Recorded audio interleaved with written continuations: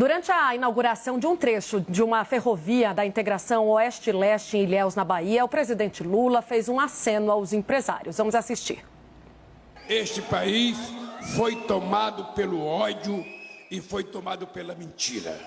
E nós agora estamos restabelecendo o país que nós precisamos.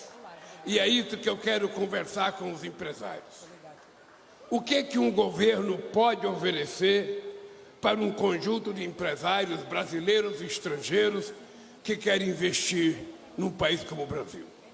A primeira coisa que nós precisamos garantir para os empresários é uma coisa chamada estabilidade. Estabilidade política, estabilidade econômica, estabilidade jurídica, estabilidade social. Esse país com tranquilidade, não é possível ter país que possa vencer o Brasil. Mas para isso é preciso ter um presidente da República que tenha caráter, um presidente da República que tenha credibilidade, um presidente da República que não minta, que converse com o povo a realidade do seu país, que converse com os empresários a realidade do seu país, e que esse presidente não perca o direito de andar de cabeça erguida e olhar olho no olho, no rosto de cada brasileiro e de cada brasileira, independente da origem social a que ele pertence, da cor que ele tem e do tamanho que ele tem.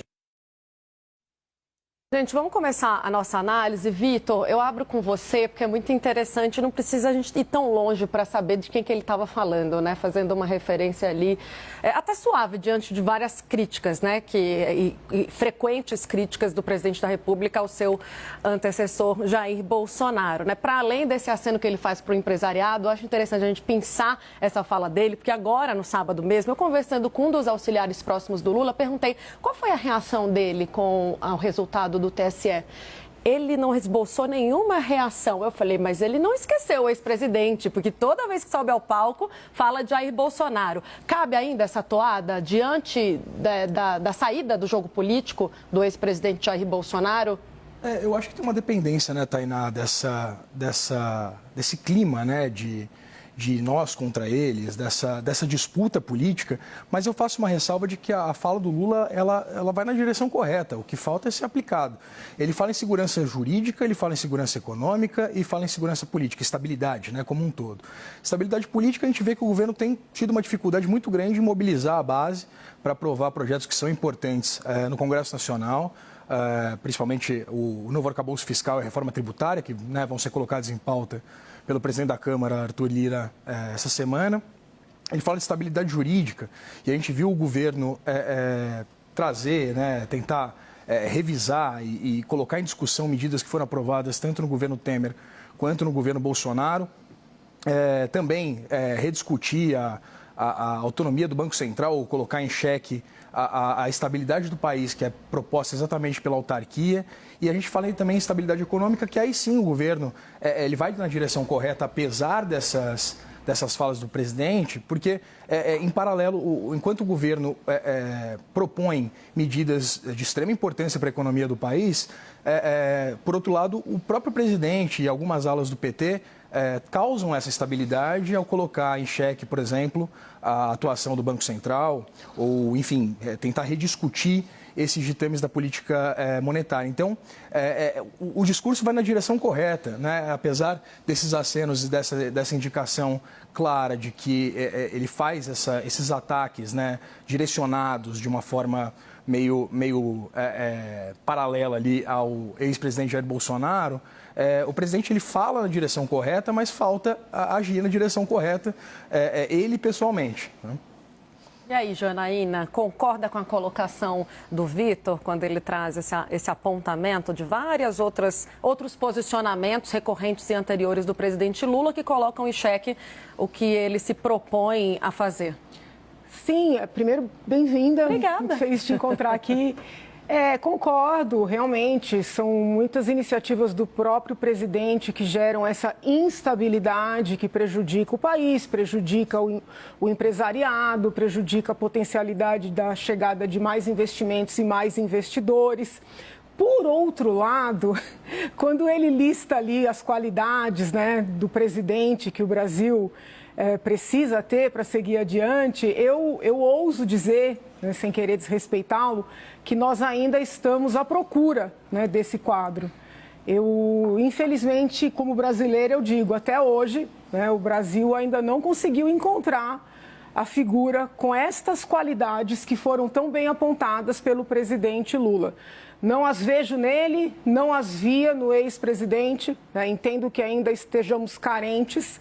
E com relação a essa insistência do presidente em antagonizar com o ex-presidente Bolsonaro, já antes entendia que era algo ruim para o país e para o governo dele também, né? Porque na medida em que ele foi eleito, chegou a hora de pelo menos tentar descer do palanque, tentar parar de olhar para trás, né? Olhar adiante, construir. E agora, depois dessa decisão do TSE, com a qual, já disse e repito, não concordo, mas ela está prolatada, mais ainda deve o presidente, né, buscar olhar para frente, porque ele não terá mais Bolsonaro como opositor em 2026. Eu não vejo assim potencialidade de rever, sabe, de derrubar essa decisão.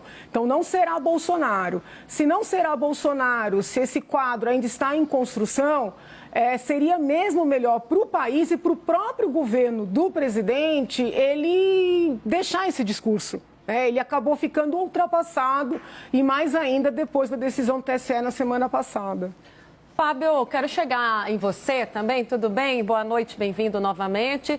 Para a gente olhar para esse aceno, né, o empresariado, que é destaque na nossa tarja, entender o seguinte, o presidente Lula de estabilidade, esses pontos que ele cita ali, desde a campanha ele vem batendo nessa tecla. Agora, a dúvida que eu fico boa parte do empresariado durante a campanha teve no lado oposto, teve com o ex-presidente Jair Bolsonaro. Mas a gente começa a ver alguns acenos, principalmente quando há um abraço do discurso do presidente Lula contra a taxa de juros, eventualmente contra o Banco Central, contra Roberto Campos Neto.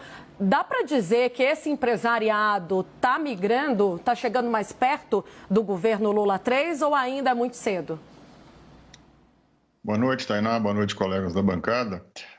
Veja, eu vejo claramente nas mensagens do presidente, desde a campanha, pelo menos na retórica, esses três componentes estão lá presentes de forma bastante ativa, né? Previsibilidade, credibilidade e a estabilidade. Ele prometeu isso na campanha eleitoral e agora chama a atenção que isso vem à tona, né, no palanque, e o evento de hoje foi um evento de palanque, numa semana em que a agenda econômica do Congresso é muito substantiva, é muito importante para o governo a aprovação desses projetos aí, desse 3 em 1 que o presidente da Câmara, Arthur Lira, está colocando em discussão.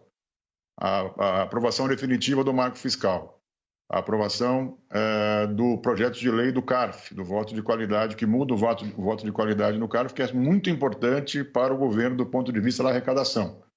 E também a mais difícil nesse combo aí, que é a votação da reforma tributária. Esses três itens compõem aí o que eu chamo de kit econômico do semestre, do primeiro semestre do governo Lula. Nesse momento em que essas medidas elas dialogam com os interesses do mercado financeiro, o mercado está de olho na aprovação do marco fiscal. Uma parte importante do empresariado, principalmente as indústrias, que compõem ali um núcleo importante de apoio ao presidente Lula hoje, né? As entidades ligadas à indústria defendem a reforma tributária, inclusive faz uma campanha ostensiva para ela. Os investidores internacionais, que também integram aí esse colchão econômico de sustentabilidade para o governo, né, se podemos dizer assim, estão de olho na aprovação dessas medidas econômicas, porque elas mostram se o governo está forte ou está fraco para implementar a sua agenda nos próximos 3 anos e meio, na verdade. O primeiro semestre já acabou.